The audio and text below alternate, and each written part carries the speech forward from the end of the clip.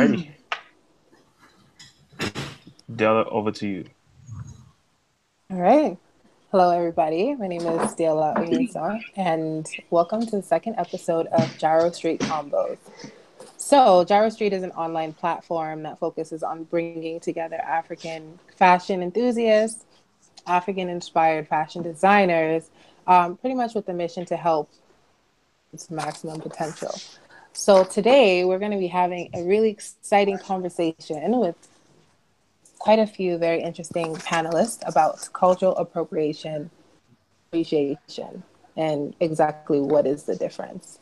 So I want to throw it over to the panelists. So if everybody can introduce themselves, starting with Dela, then Amanda, then Femi, kind of tell us a little bit of your background and a little bit of your background as it relates to this topic, and also what you think cultural appropriation is.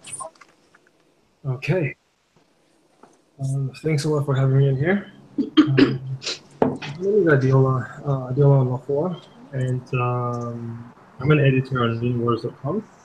Basically, it's a platform that conveys concise content on African topics or content on topics that are influencing Africans in the diaspora.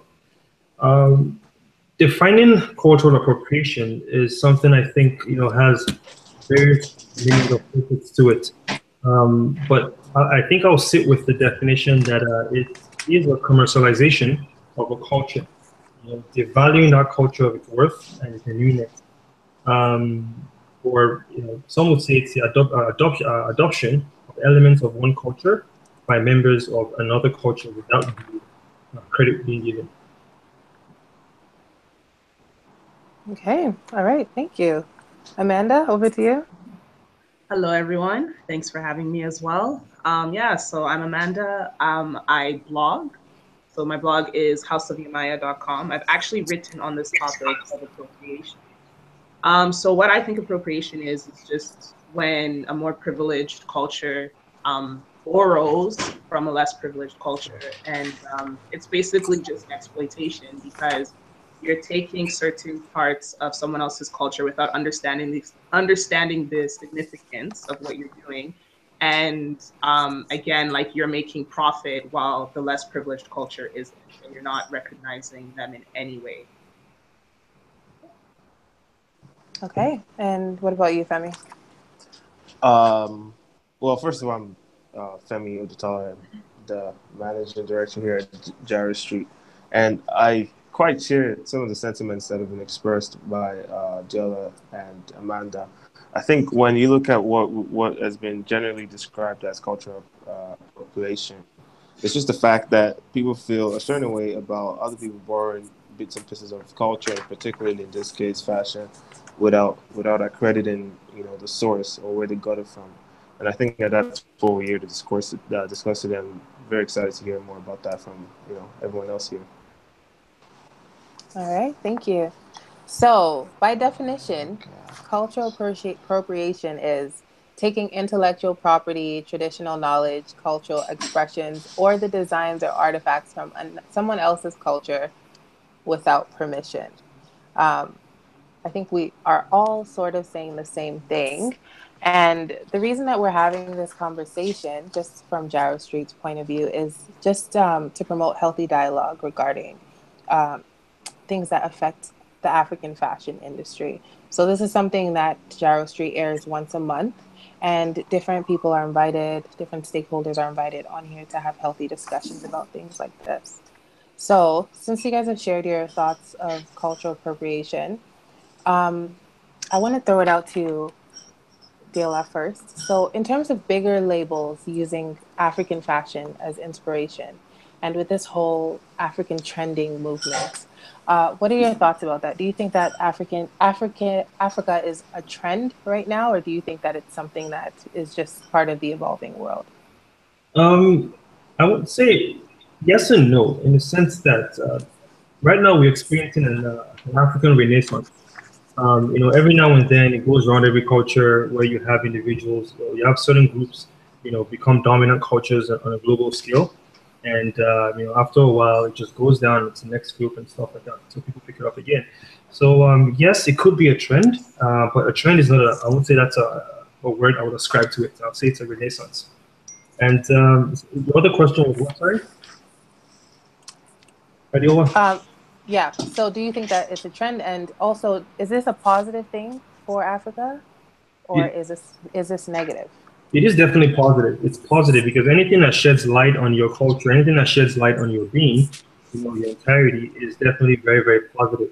And we have seen that across different boards. My most, shall I say, popular would be Wizkid.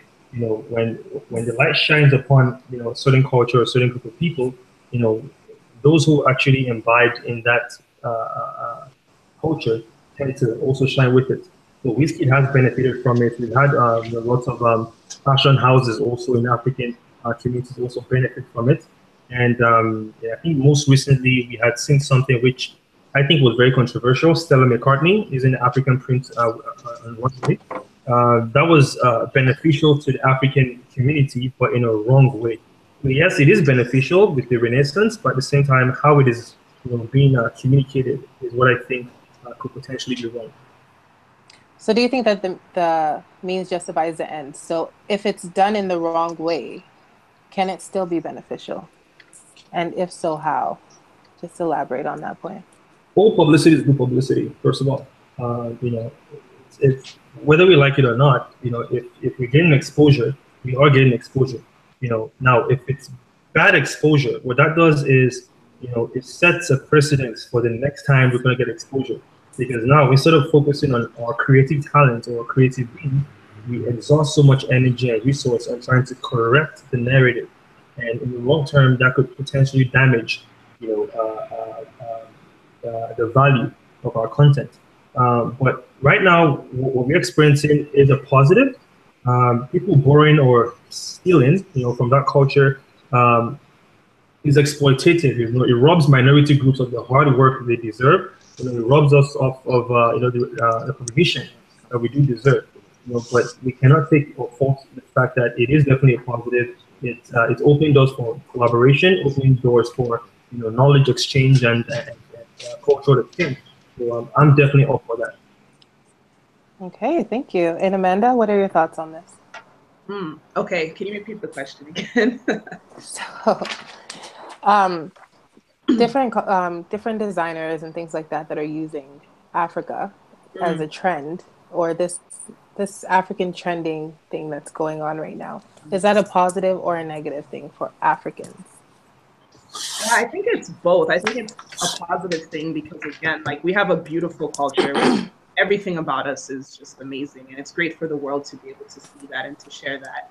But I think it's a negative thing because a lot of these companies, all they're doing is really just, they go and they're inspired and they replicate, but they're not actually collaborating with, these people, whether it's designers or musicians or whatever the case is in Africa. They're not actually collaborating to benefit them. It's more for selfish reasons, the way that I see it. Okay. So, in terms, Arfemi, I'll let you speak on this as well. Sorry, I'm just trying to get my connection all set up here. Okay. So I have to switch phones for a second. Sorry. Yes. All right. So, All right. can So, you can you repeat repeat your question, please? Okay, I think we're hearing you on two different screens. Okay. All Okay, right. should be much better So, now. trend of African fashion right now and how popular it is that Yeah. positive or negative for Africa? I think first of all, we can only view it as a positive. Coming from where we're coming from, I think to us it's been around for hundreds and hundreds of years, right? But we're only just recently making an introduction to the rest of the world. So in that sense, it's still very much in its infancy. So as long as we're continuing to have that conversation, I think it's definitely a positive thing. But in light of what we're discussing about whether the way the world is receiving it, if that's appreciation or appropriation, I think that for me, I've always viewed like fashion, art, culture as something that should be borderless. We should be creating that for other people to be able to share. And in that sense, the fact that people are consuming it, I think is a good start. and then we can always guide the narrative around that with every other thing that we do to support that industry. Okay. So I saw this campaign online recently. It's called I Am Africa campaign. I don't know if any of you guys have heard about it, but pretty much it's a campaign that a lot of American celebrities have come together to do to help poor, underprivileged people in Africa. And when you go on the website, they're very high profile celebrities and they're promoting something great. But when you see their pictures, all of them have random white marks on their face to represent Africa. What are your thoughts on that? Because that's something that I notice is very popular in terms of people just picking and choosing what they want to take from African culture and using it without really knowing the meaning behind it. But in their eyes, they're actually just appreciating it because they love it. So, Dale, I'll start with you. First of all, there's in that context, are we talking about Black Americans? Are we talking about white Americans? Both.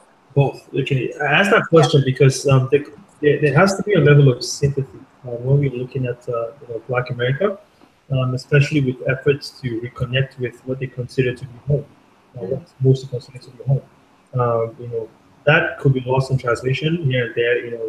There's that carelessness or there's that ignorance within which certain groups of people would act in order to feel like they belong to a certain society.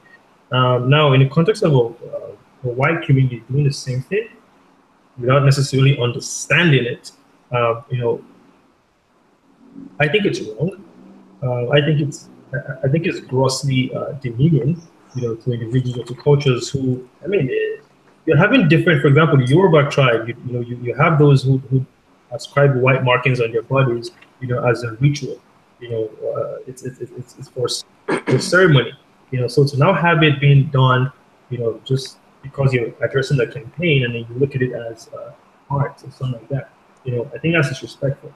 But at the same time, we also have to look at it at the point of view that, how have we reached out to correct those notions? It's one thing to sit down and we can say it's wrong to borrow certain traditions or certain customs of a certain society when we haven't necessarily taken the steps to correct that because we in our own way as a people, as a Black people, as an African people, we also indulge in this appropriation trend, and some would say it's unintentional, but at the same thing, I would just say we also indulge in it. So long term, everything short, I think it's wrong what is happening with that campaign you're talking about.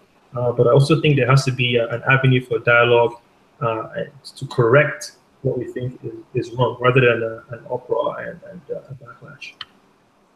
Okay. So you're saying that it's grossly demeaning for the white individuals that are doing it, but there should be a level of understanding for the Black ones. Yeah. Is that what you're saying? Yes. Okay. All right. Amanda, what about you? What do you think about this issue?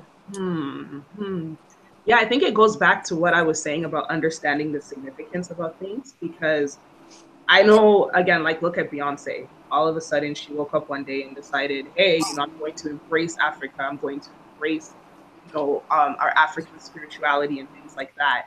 But then again, like when you go back home, these are things that for us, like it's something that we don't even embrace as people. So I think for a lot of Black Americans, like you were saying, it gets lost in translation because, they see these images on Africa that they see on TV, or they've watched a few movies of people in villages, and they think that everybody in Africa is like that. They think that this is like, again, like Africa is so diverse. Even when we talk about Africa, what we're talking about could be one country. But a lot of people have this perception that all of Africa is the exact same. And I think, again, like it's about just doing the research and figuring out things yourself, not just going off of what you think is right. And that's why I think it's disrespectful, like Adiola was saying. If you mind me adding to that, I definitely agree with doing the research, and but the question is how or where can that research, be undertaken? Because we don't necessarily document, our narrative. If I went on Google right now to understand markings on Africans, what would I search for? What would I be looking at? Who would I be contacting to ask those questions? And I definitely do agree with you. Much research has to be done, or much education has to be done to understand these things. But we also have the responsibility to put these tools out there. And with Beyonce, I believe it was a guy called Alaolu NYC or something like that. Alaolu, the guy with the markings and things like that. So it was good for his art because I also saw on Instagram he's now on the Bulgari cologne. They took his art. That's Bulgari took his art and made exclusive bottles for their cologne series. So it's good exposure for individuals, but as a collective, is it really doing us much harm? And if it's doing us much harm, what are these harms exactly that we can actually point out and say these are the effects of what appropriation is doing? Hmm. Okay. Femi, over to you. Thanks, Adela and Amanda. So for me, I take more of a more balanced approach in these things, right? For example, I think the responsibility is really on us to tell our stories, right? Because if you think about it, um, I don't consider that every instance of what we would, refer to as a cultural appropriation is intended to be disrespectful or demeaning. I think sometimes it's just ignorance from not knowing better.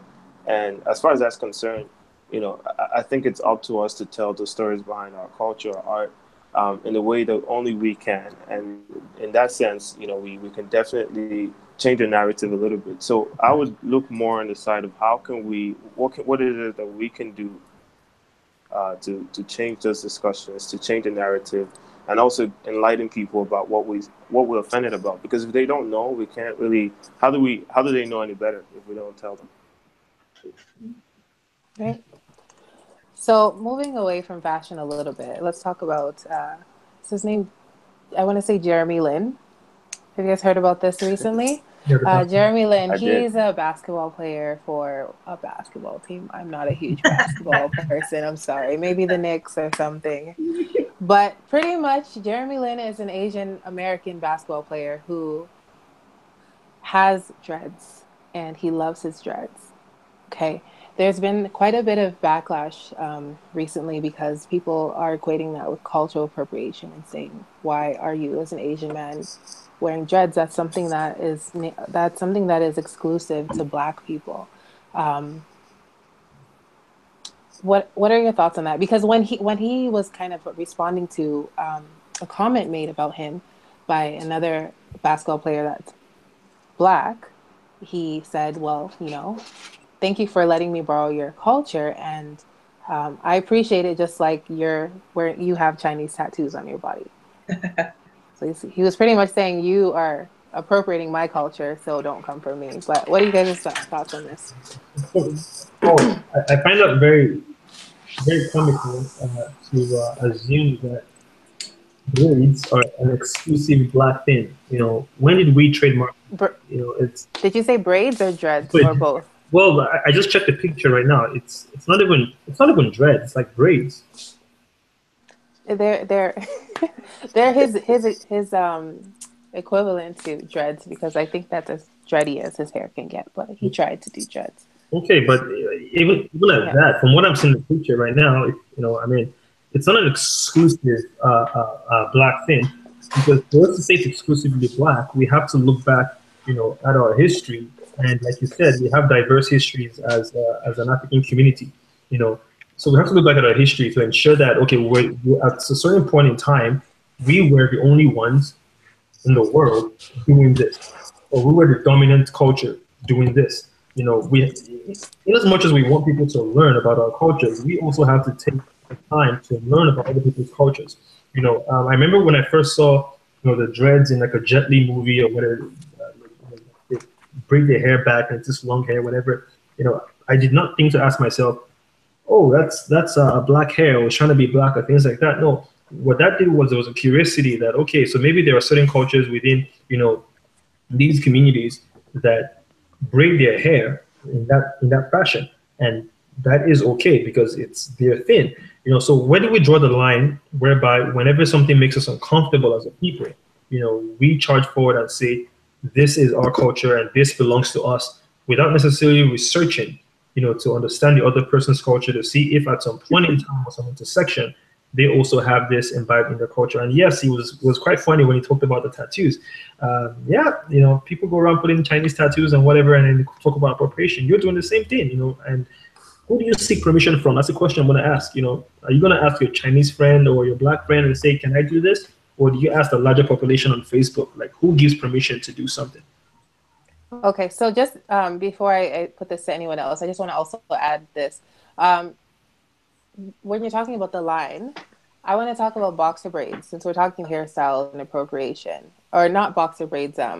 Yeah, boxer braids, the Kim Kardashian braids. When the Kardashians began doing cornrows, and everybody started, you know, saying, "Oh, wow, you have Kardashian braids." In that sense, is that where the line is drawn? Is that now beyond the line, or is that something that we also need to step back and not really complain about as a people? Everybody. Hmm. Amanda, you look like you want to say I something. do, but I'm like, I'm just trying to think my thoughts.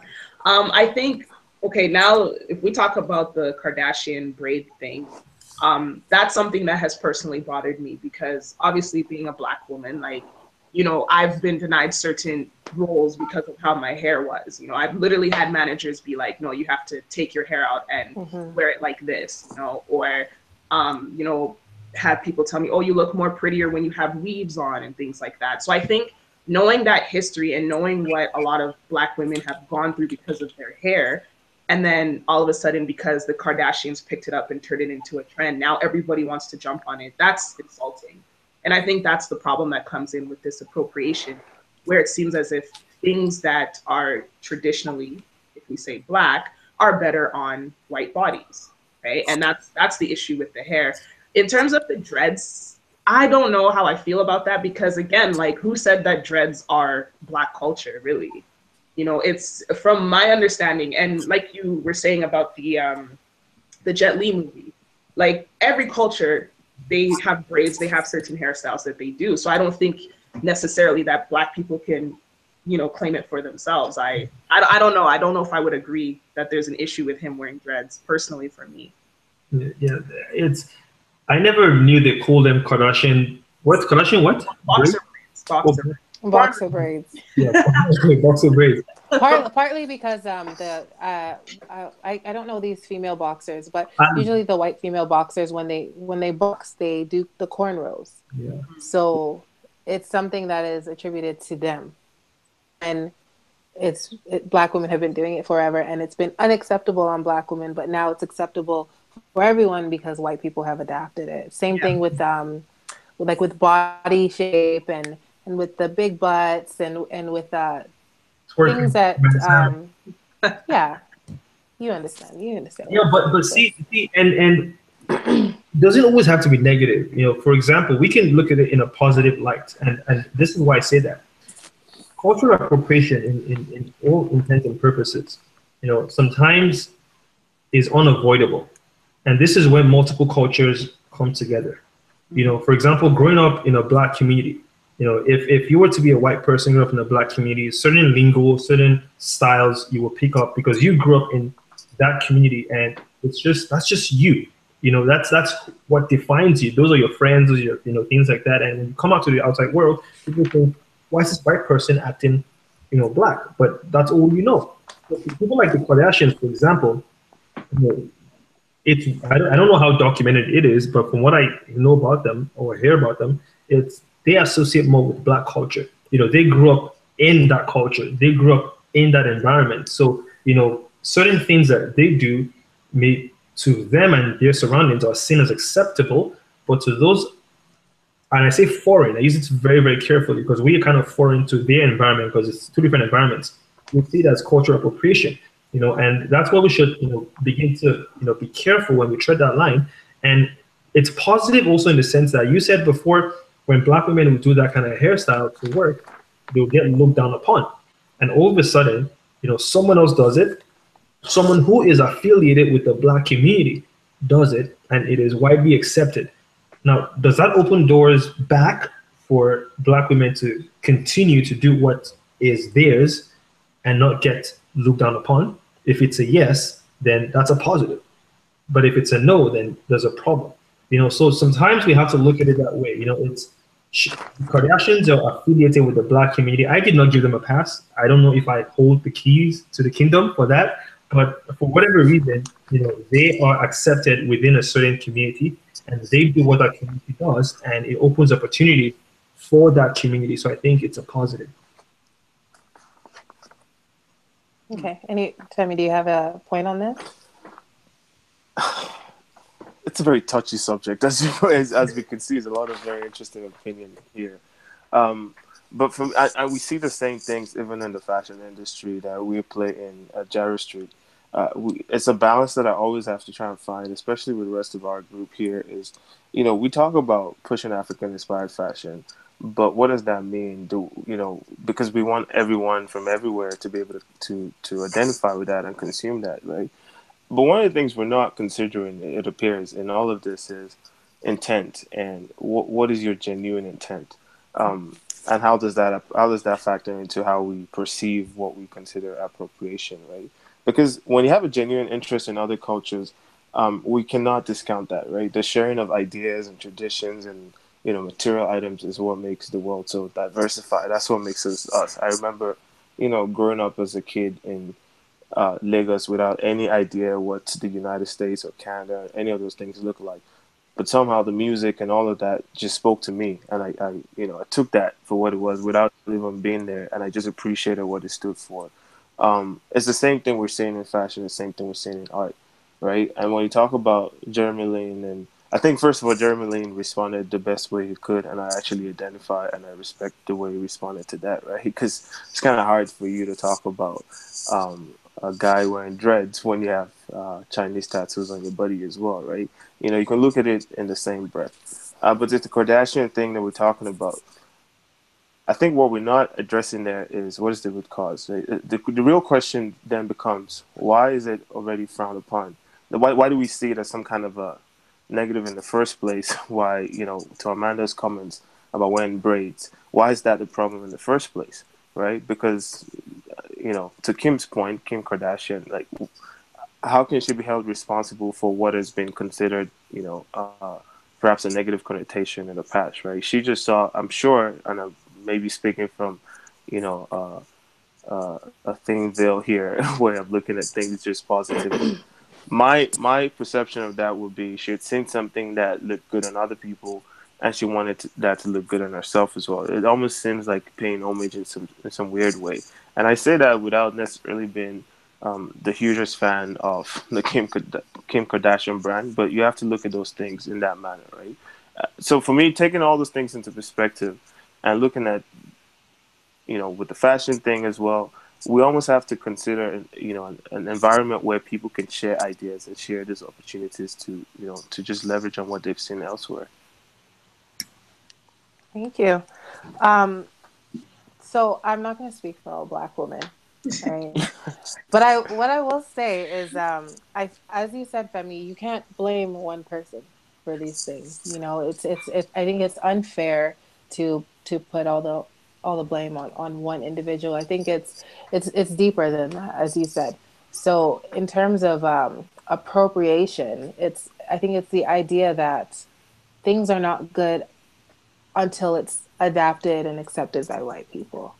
And I think that's like people that take issues in these things. I think that's kind of the mindset that they come from, whereby um, my braids are not good until white people accept it and start adapting these things.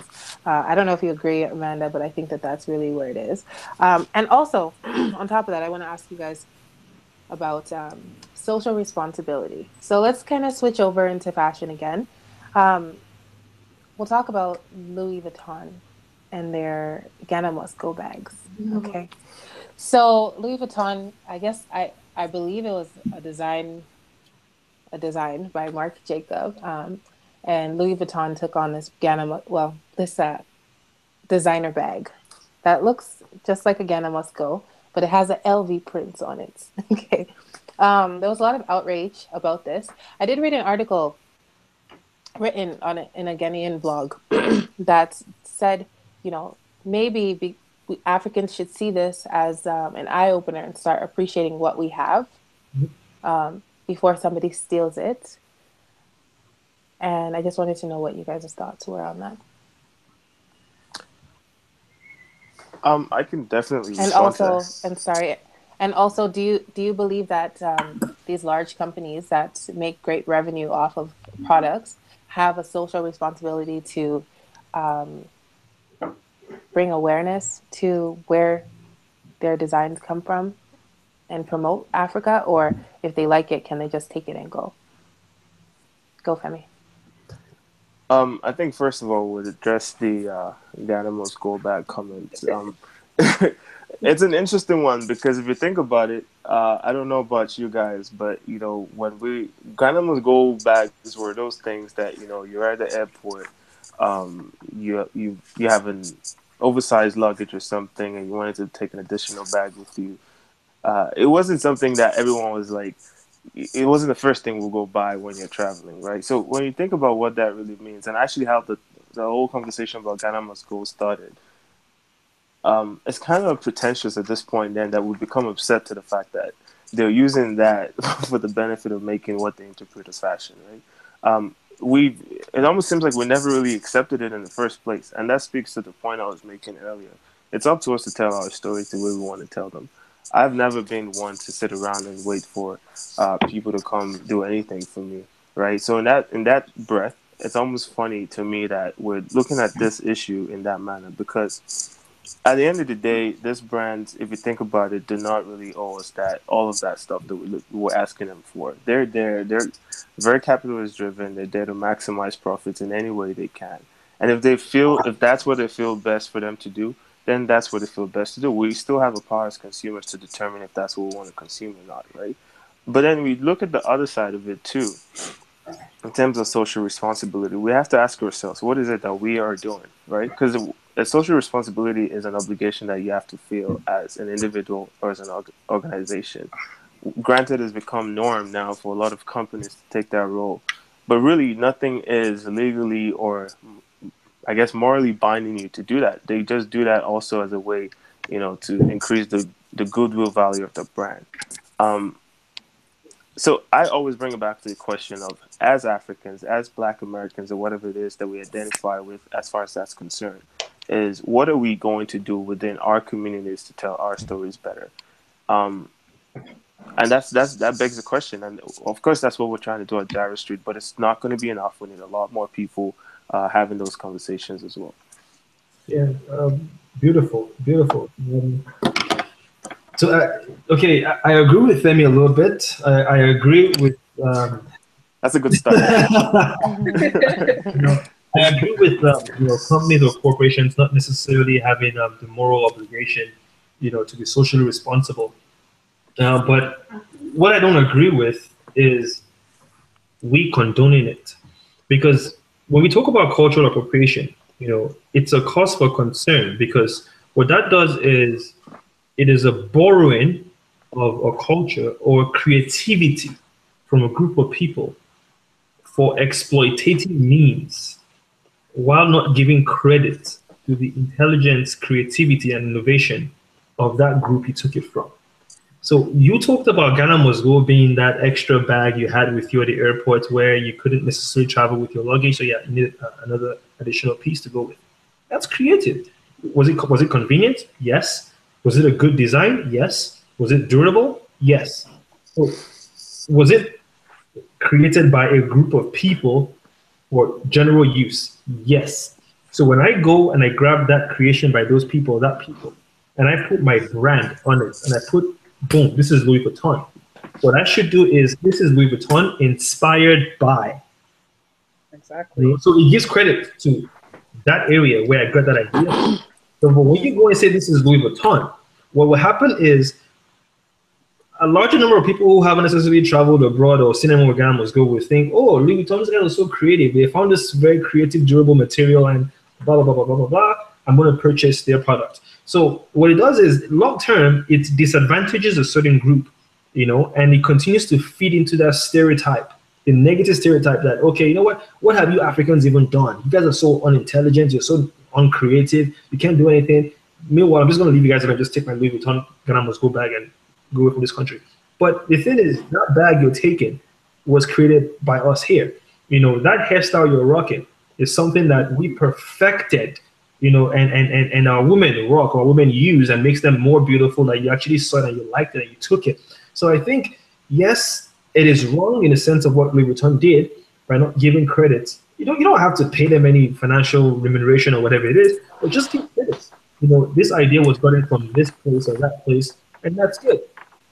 Similarly to what you said, which I also agree with, is we haven't told our narrative enough. We haven't taken charge of our own creatives. Why didn't anyone just think to copyright or trademark Ghana Must Go? Why did we have to just do it for free service and then get upset when someone else takes it and then trademarks it? Over here in the West, we should learn certain things.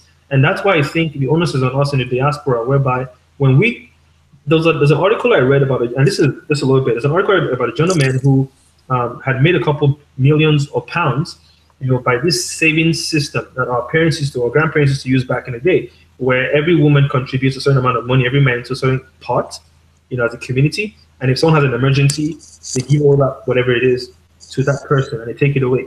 Well, this guy took that idea and pitched it in his company, and investors invested millions of pounds into that idea, and they branded it as their idea. This was something that has been practiced in villages in Africa for years before this guy was even born.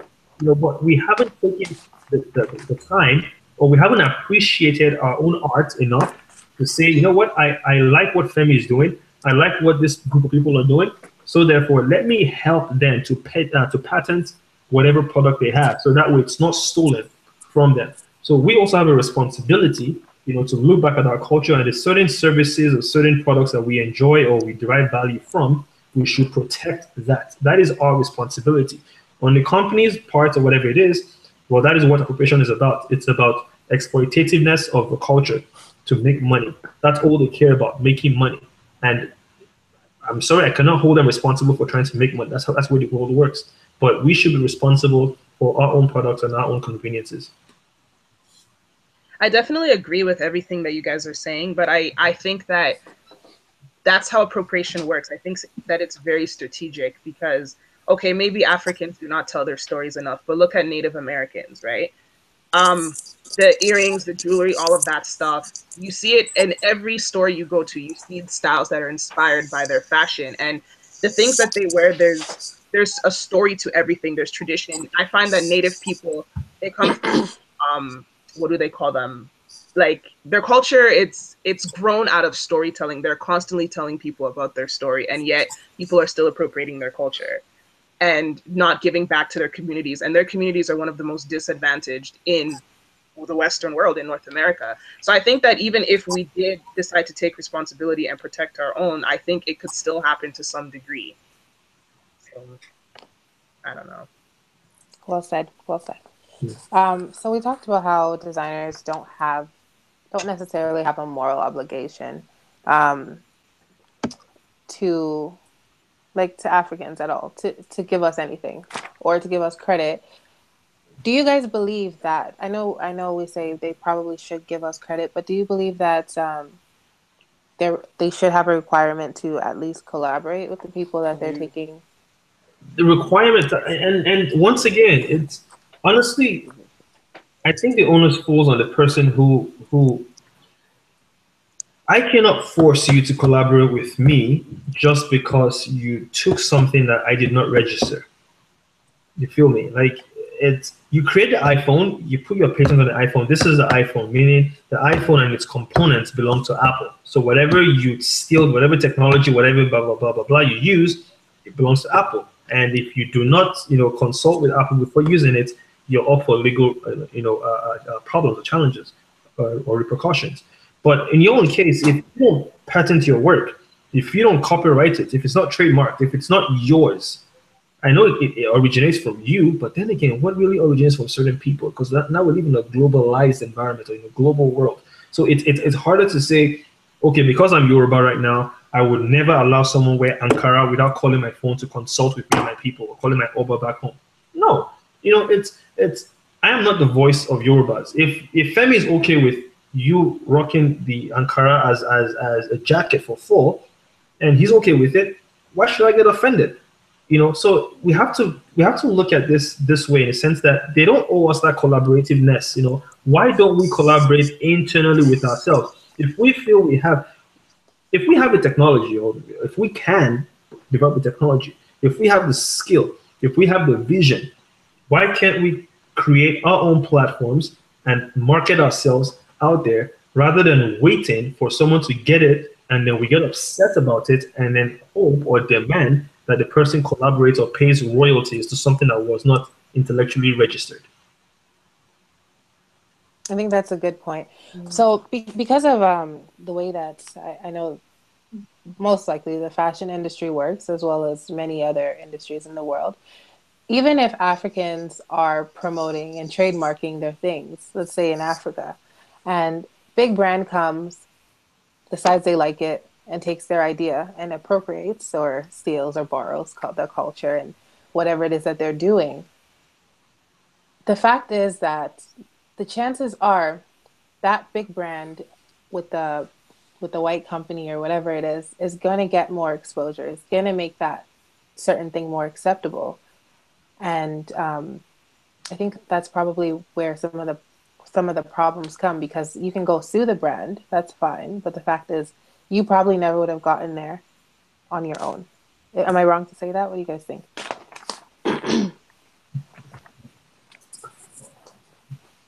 Amanda looks No, like I she agree wants with to. her. Yeah, just to jump. I totally agree. But I don't know. Like I in the last Jaro Street chat, one of I think he was the individual who had started African Fashion Week Toronto.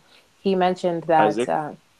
Isaac, yes, he made a Yeah. point about him starting that because you have African designers, or you even have African models, or black models, let's say, and black models would not necessarily get gigs in regular fashion shows, right? They would only be appreciated and only get exposure when black people do things for them. And now when black people do things, African Fashion Week is absolutely amazing. However, you can't compare that to the skill of just ordinary Fashion Week. But see, and that's the problem I have, with this narrative. Trust me, I mean, because I tell them, but I I am 100% for the black narrative, the black community thriving. Like, it's we definitely need to aspire, to be great or greater than whatever it is we want to be. But at the same time, who sets this requirement or attainment of success based on competition with a different model? Just because the Fashion Week in Paris has the Kardashians and whoever is who, and the Hamiltons and whatever there, doesn't mean that if we do ours in our communities and we can work hard, it doesn't happen in one day. It doesn't happen in one year. It takes years to develop. And those years comes with different styles. It comes with building consumer brands. It comes with, there are certain mandates to this thing. You just don't make a shirt tomorrow and expect everyone to buy that same shirt. No, you have to show me 10, 15, 20 different patterns. You have to show me consistency. You have to show me customer relations. It's a business world. There are lots of components to it, and we haven't learned that yet. So when we look and try to compare and aspire to be like, I think we're doing ourselves a lot of injustice, because we have extremely beautiful, creatives in the African communities, but we're not getting that exposure because it's not on the runway in Paris or in New York or in Venice and all that stuff. Yeah, okay, fine. Someday we'll get there, someday we may not get there, but your core clientele, your core customers, your core consumers, do they appreciate what you're doing? And I'll tell you, yes, they appreciate it. I think it was Relay Gallery. I don't know if you know Relay in Lagos. They had a show in Venice where they had all this Nigerian art and all that stuff taken to Venice, Italy, and it was a big thing. It was all over TV and everything, from Nigeria to Italy. That was beautiful, but it took time. Those things definitely takes time. So me personally, I would say it's okay not to be on the runway in Paris. It is okay not to have Naomi Campbell come and sit down at your event. But what is not okay is when you look at the success of tens and yeah, tens or whatever it is of years of continuous growth, and you compare it with a new industry that doesn't even have its act set right and expect to be at the same level, we're doing ourselves a lot of injustice, and that's why we get upset when we see people borrow wrongly or rightly from our culture and use it at their shows.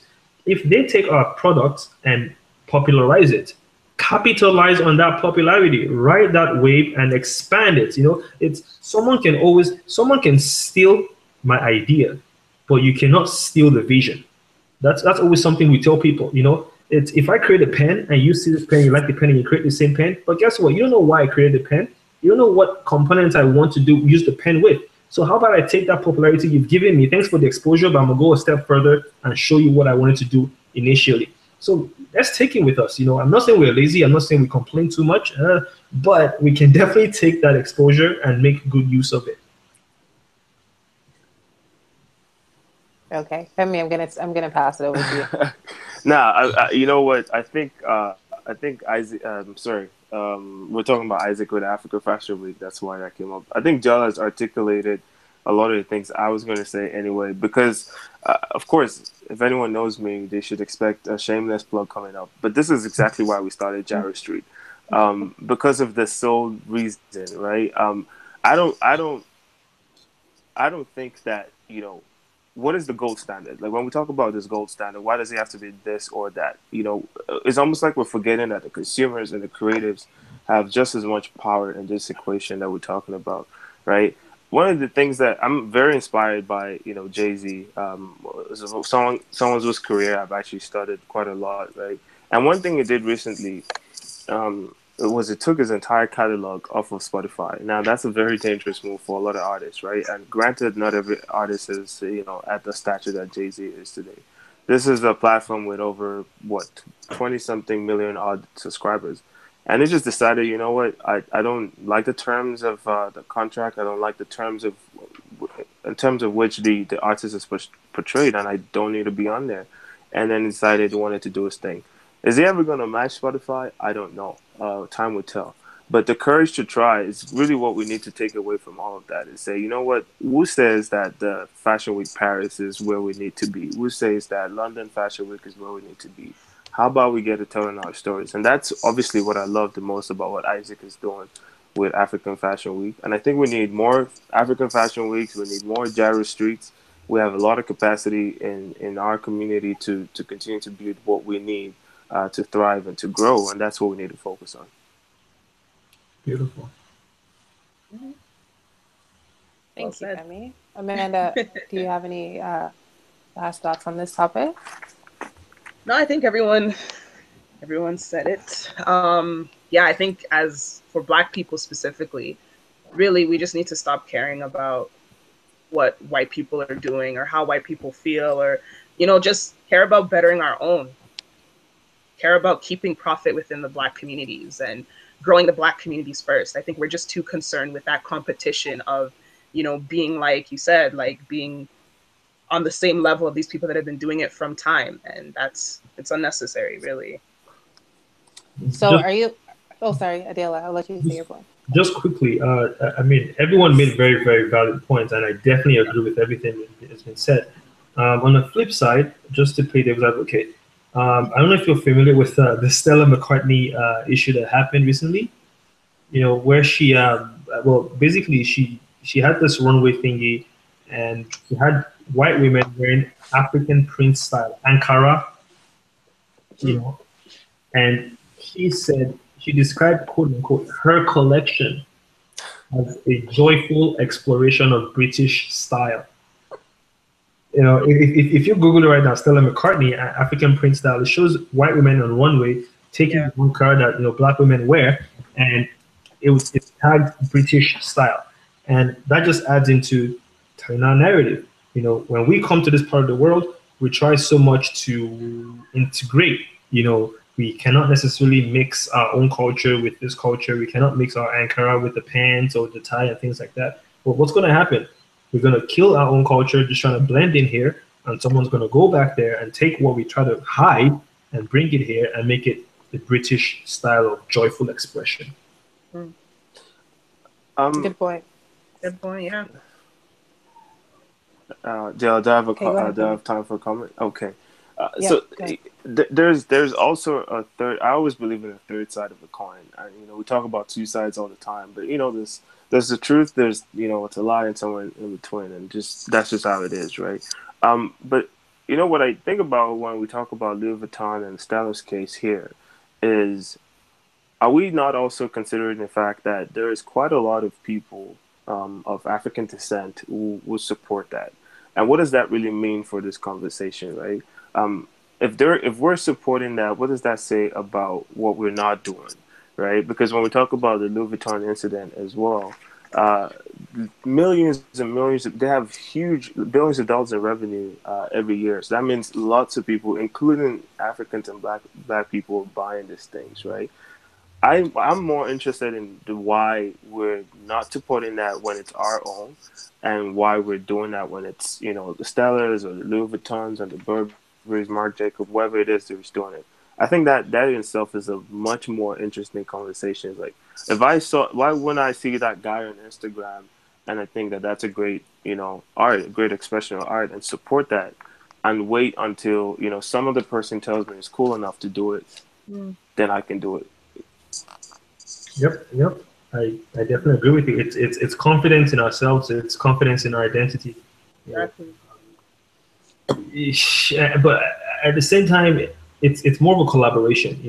We should see what Gyro Street is doing, for example, and be able to say, you know what, I want to support what you're doing. I want to promote what you're doing. I want to wear what you're wearing, and not wait until Beyonce wears it, and then everyone's like, oh my god, I'm gonna jump on this Beyonce outfit. It's not a Beyonce outfit. If you actually went on Gyro, then send it on Gyro first of all. So we should definitely try to push ourselves up, be more confident in our identity, and always collaborate more. I think that's the key thing. Collaboration definitely helps. We have Africans in different capacities. Working in the New York Times, working in CNN, working in all these things. Reach out to your friends and say, hey, by the way, I have this website. I have this friend who has this fashion, whatever they're doing. Could you just give them an exposure and give them some exposure, put some whatever on what they're doing, some light on what they're doing. You don't have to wait till someone else does it before you start complaining that someone else is taking your product. So I think a lot of work has to be done within the black community as a whole.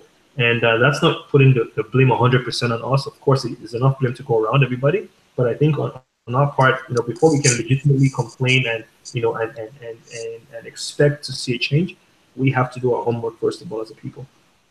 Yeah. Thank you. So I think that's probably a larger conversation to be had another day. Um, but I think it is important to have the conversation about what Africans and what Black people think about ourselves, and it's very difficult to shift blame because in one aspect you can say, well, Africans, we need to support ourselves a little bit more. We need to actually um, being the first to represent ourselves and tell our stories. Then, and same thing with Black Americans as well, because we have a lot of the same struggles, and I think that comes from a mentality from slavery for African Americans, from colonization for Africans, and for the narrative that has been built in us that anything Western or anything closest to white is better. Um, and that's a conversation to be had another day, but it does spill into this. So I want to switch gears a little bit. So this is the last little conversation that we're going to have here. Let's talk about Ankara trends. Sorry, at dashiki, this dashiki trend that we're having. So we've talked about the big brands. We've talked about the Kardashians and like white people making things famous. But let's talk a little bit about our own Black Americans, our brothers and sisters there, and how we feel about them and their appropriation. Understanding that it is sensitive because they were removed from Africa. And I'll start off by saying this. I don't know where if you guys went to high school here or grade school here, but a lot of people that I know that have lived in Nigeria and also done high school or grade school here in the Western world feel that growing up, it was very uncool to be African. Again, that comes from slavery, colonization, the mentality that was forced upon us. Um, And all of a sudden, Africa is cool, and people are trying to find their roots, and people are just wearing dashikis, and it's everywhere. Everyone's selling dashikis and Ankara fabrics. What are you guys' thoughts on that? Do you think that Black people are appropriating African culture? Do you think that Black people can appropriate African culture? Okay, let's want to start. I'm curious to hear what Amanda thinks of all of this. Actually, Amanda wrote a very beautiful article about appropriation versus Please tell us. appreciation. So I think she's very qualified to speak on these things. No, you can go first. I'll wait. Okay, fine, great. Again, I think my thoughts on that are fairly consistent, even with what we've discussed, right? Um, I empathize with a lot of the way they view the things that we discuss around that shikis and I never really understand, you know, what's if you're inspired by that, if that's something that it's not, again, I speak about intent a lot, right? If your intent is, you know what, this is really cool, I really appreciate it, I like how it looks in me, and I just want to pay homage to my roots, right? I should support that. I shouldn't take that away from you or that opportunity. But here's another angle that I don't know that we've looked at when it comes to appropriation, right? There is somebody somewhere in like a local village somewhere in I don't know, Arare or in Lagos or wherever it is, right, that is responsible for making these things and whose livelihood comes from like making these things, right? So if somebody is in a position where they can, spread the work of what they're doing and those people can benefit significantly, let's like Jella said, let's ride that wave. Let's continue to have those conversations and change the narrative how we want to do it. And if that means including the Black Americans and making them feel as included, I'm all for that, to be honest. See, I won't say it's cultural appropriation. 100. I think I said this earlier when we started, and I said if a Black man does it, it's okay. I will pass, your brother. It's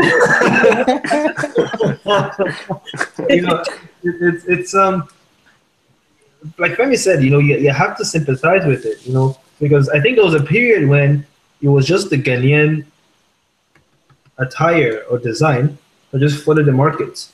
Brown wearing it. We saw Wizkid wearing it. We saw every celebrity wearing it, and it came from I don't know, like maybe Kumasi or somewhere, one of those places, Legon in Ghana, and it was like just peculiar to that, and everyone just took that and said this is the African print, and we have over 54 different countries on the continent with each one having close to 1,000, altogether 1,000 different ethnic groups.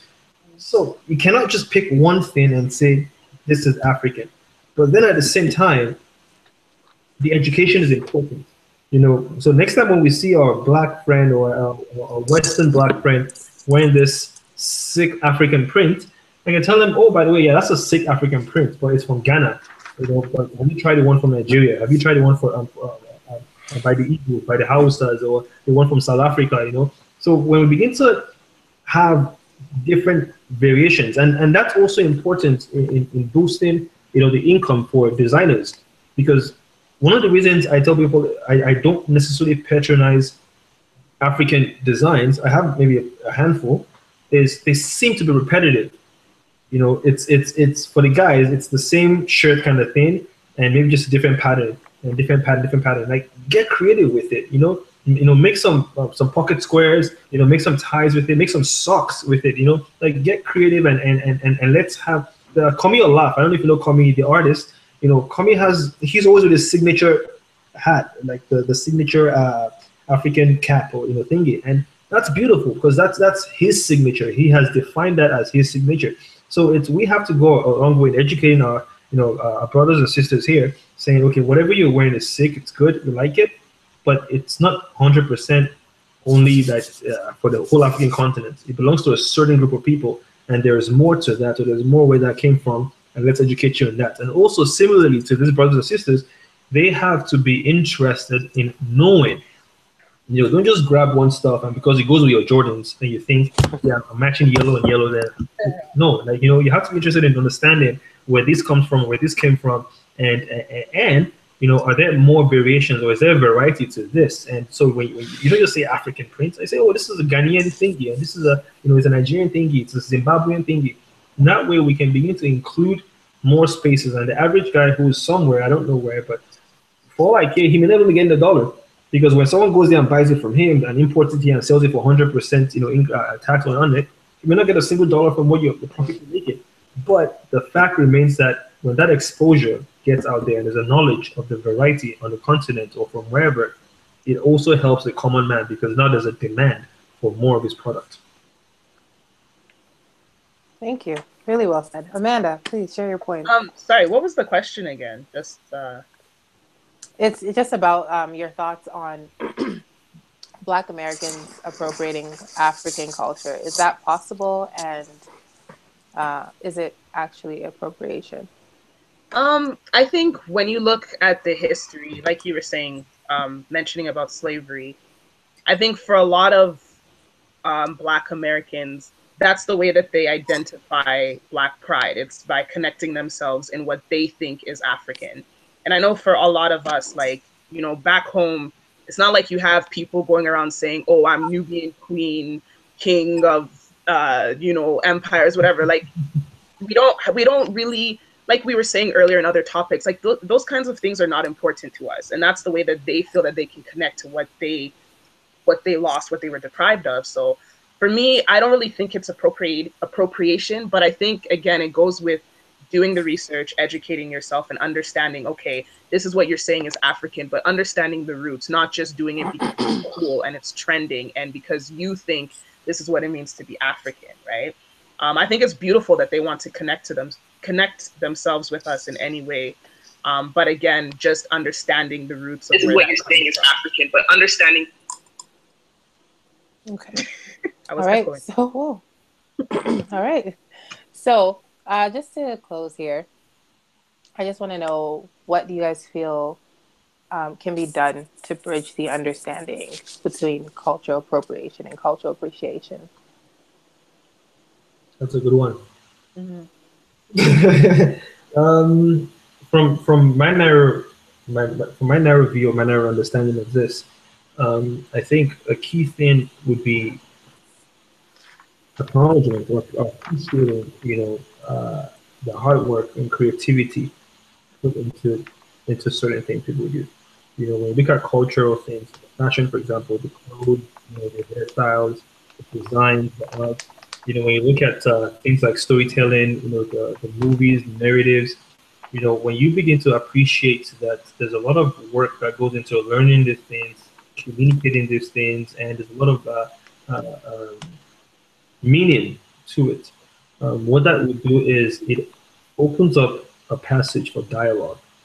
Cultural appropriation will always be there. It's never going to go away because there will always be a guy somewhere who's upset that you're wearing his shirt or you're speaking his language or you just pronounce your R the way he pronounces his R. So have a permission. So it's always going to be there. But the willingness to want to dialogue and it's the willingness to want to learn, and the appreciation of the effort put into it by not just that person, but by the community that lives or actually. It's funny because Susan Scarfidi, a law professor at Fordham University, she defined cultural appropriation as, she said, it's most likely harmful when the source community is a minority group that has been oppressed or exploited in other ways, or when the object of appropriation is particularly sensitive.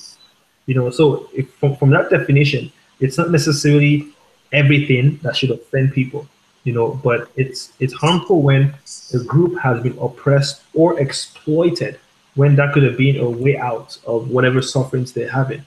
So acknowledging that those things, we're doing and we're not doing, actually hurting the group of people and wanting to dialogue on it, I think would be a way to reduce it or combat it or arrest it a little bit, but it's never going anywhere. But yeah, but like you said, appreciation is definitely key. Perfect. Thank you. Amanda, what about you? What do you think can be done to bridge the gap of understanding? Yeah, just like you said, we just need to have more conversations and it's not just about just talking to talk. Like people need to actually listen. And we need to do our part as well in educating others, not just sitting back and just complaining and expecting people to just, because like you said, everything boils down to intent. Like some people may genuinely, they appreciate something, but they just don't know how to communicate that. And to others, it's seen as ignorance, it's seen as appropriation, it's seen as exploitation, whatever the case is. So I think we all just need to have more conversations so that everybody will understand and yeah, go from there.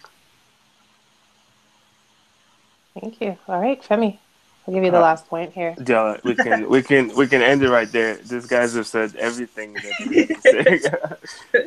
No, but I definitely agree. I think it's just more dialogue, more education. I think my stance on this is very clear right now. But I think also we look at it. Della had mentioned something about the blame is on all sides, right? And that sounds like a guy that I heard somewhere before in a different country. But that's some president guy somewhere else.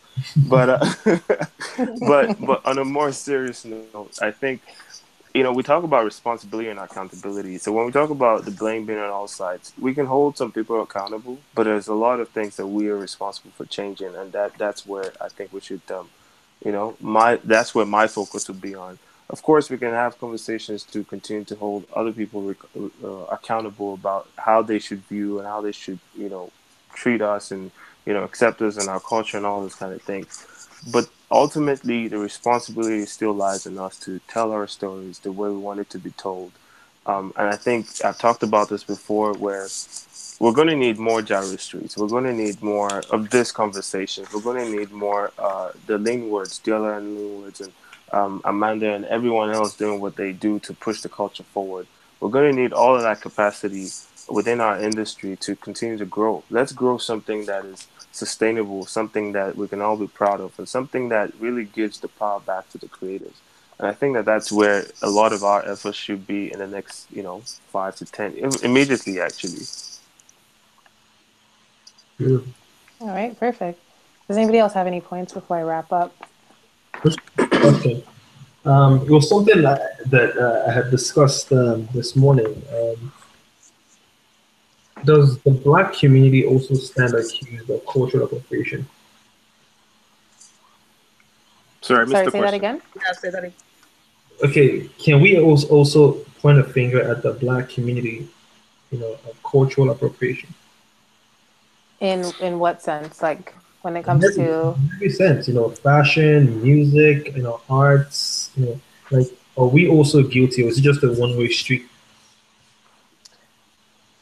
I think personally, I think just like what we said before, um, it comes down to intent, and also it comes down to level of knowledge, right? If you're, I think anything that you do, if you're just doing it for the sake of doing it and you're taking on something that doesn't belong to you, without having the need to explore it and learn about it, yes, I don't think anybody is beyond being blamed for cultural appropriation. Now, in terms of the Black community, I have seen the argument where the other side, let's say white people say, Black women in your straight hair and your weave, and you guys, or Africans wearing like westernized clothes, you guys are appropriating Western culture. I don't know how I feel about that. But I'll bring So, that. so I think that question actually is a great question, and probably we should have discussed that early. Um, because if you think about it, inherently, by definition, there is cultural appropriation everywhere else, right? Because if we're saying that you're borrowing bits and pieces and not doing the diligence to find out where it's coming from and give credit to where it's coming from, I don't know that I've put on an Italian suit too many times and wondered, where's this material coming from, or who's the creator of this, and is that person getting the right credit for it? So if you just take it for just technically what it is by definition, I believe that there is appropriation, all across the board, and that's why the dialogue is important that we continue to have that. But I think with appropriation, it boils down to like I said before, like the history of certain things and the significance, right? So something like women, like obviously, why do Black women wear weaves? They don't do it because just it's just something to do. It's that history of being oppressed because of their hair, being told that they're not beautiful because they don't fit into Western standards of beauty. That's where wearing weaves come from.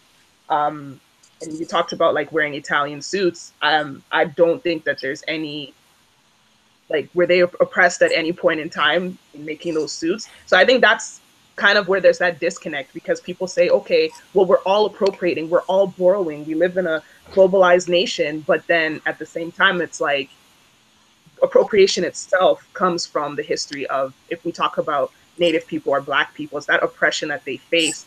You're taking their fashion or you're taking their hairstyles, whatever it is, and they're being oppressed trying to do those things, and all of a sudden you make it brand new, transform it into something, and now everyone loves it. That's the issue of appropriation. I have a question for you, Amanda. So with that school of thought, if I was to wear, Indian clothes, let's say I don't know if Black people ever oppressed Indians, but let's say Black people have not oppressed Indians. And I just decide, I don't know anything about your culture, but all of a sudden I'm going to go put, or let me just say East Asians, I won't say Indians. I go put like a dot on my head, and I'm going to wear a sari and like rock things that have to do with your gods and things like that. Is that still appropriation, even though there's no level of oppression there? A perfect example will be Kendrick Lamar, Kung Fu Kenny. I mean, he in his videos, he has on the whole Japanese, and he's kind of like Kung Fu or whatever it is, and that's his rap style. So. Oh, Amanda, the stage is set for you. Yeah, well, we're not coming for you. We're not coming for you. I'm just curious. No, for sure. I think again, it boils down to how the people themselves, how they feel about it. Because, for example, like, I own earrings that are, they're like Native American style jewelry that I bought from a Native woman. So obviously, she has no issue if she's selling this to a different community. But if someone comes and tells you, you know what, this is how I feel, this is important to me, this is the significance, or this is why I don't feel comfortable with this, and you don't care and still choose to wear it because you think it looks cool, that's the problem right there. See, my problem with that is Halloween stores sell Halloween costumes, even though some of them are very offensive. That's a problem, though. And that's a problem. It's been an issue from time. I think the issue here comes from the fact that people do things, and because it's already established and it's being done, we're like, oh, well, it's already being done. But just because it's being done doesn't mean that it's right, and doesn't mean that people shouldn't have like the feeling or the right to complain about it, or to raise awareness about the fact that this is actually probably kind of messed up. Yeah. Okay. I just want to put that out there. Just to ask. It sounds like it does sound like the conversation is to continue outside of this podcast. Yeah, because I had that conversation this morning, but it turned very, very heated. Because it was just, I was like, okay. I'll ask when I get here. Did you have a similar point of view, or were you getting a similar response from people? I'll put the point of view that, for Africans to Western, in terms of appropriation, it's not necessarily appropriation, because they have set a standard that the West has taken lots of cultures and incorporated it into this big pot and said this is the Western culture and this is the standard to which every culture should aspire to be. This is what you should do. So therefore, it's like an offering. Like, we're giving you this culture. Come here and get it. Come here and get the English. Come here and get the suits. Come here and get the the office etiquettes, the fork and knife, and all that stuff. This is what you should do. So we're not necessarily appropriating if it's being given to us. If it's been something you get what I'm saying. But when we go to other cultures, like the Asian culture, the Indian culture, and things like that, then it's, I see you see Black people just sitting down in groups of twos and threes, and then next thing is they start going ching chong ching chong ching chong. I'm like, that's offensive. That is offensive. Like, you don't try to mimic it or try to. So, but we see it as a joke. We laugh about it, and I think it's something where we should raise more awareness about, because if we cannot always play victim when we also do the same thing, to other people, regardless of the fact whether we colonize them or not. We're also responsible for certain actions. All right. Thank you. All right. So I'm just going to wrap up here. And just the last points that everybody made about what we can do to bridge the gap of understanding between cultural appropriation. So just pretty much acknowledging people's hard work and acknowledging the fact that their identity has meaning, and opening up passage for dialogue, having conversations and educating people instead of just becoming upset, because a lot of people don't understand what it is that you're offended about if you don't explain it to them. And also telling our own stories, supporting our own, and stop comparing ourselves to others as Africans. This was a great conversation. I hope that people watching will continue the conversation amongst themselves and also think about, where the blame comes from. Think about the bigger picture, definitely, and uh, the fact that people are oppressed. Where does this come from? What does this mean for us? And how can we move forward from it? So I hope you guys took something from this conversation. I know I definitely did. Oh yeah, we definitely did. And thank you, Jared Street, for is it Jared Street or Jared Talks? Jared Street. It's Jaro Street Jared Street. Convos. It's a series, but thank you guys as well. Well, thanks for putting this together. I think it's important. We should definitely have more of this, and let's have the community dialogue on things that are important to us. And yeah. Thank you. Okay. Okay, so that's it. Happy Thank you very much. Happy Thanksgiving, everyone. Yes. Of course. Thanks. All right. All right. Bye. Bye. Cheers.